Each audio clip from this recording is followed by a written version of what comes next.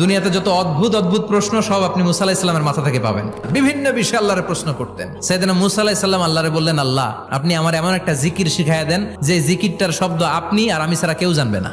দিনে রাতে সব সময় এই জিকির আমি করব, আপনারে ডাকবো, কিন্তু শর্ত হলো এই জিকিরটা জানবে শুধু আপনি আর জানবো শুধু আমি। আল্লাহ বললেন, মুসা পড়ো লা ইলাহা ইল্লাল্লাহ। মুসা আলাইহিস সালাম কয়, মাবুদ এটা তো জাতীয় জিকির, সবাই জানে।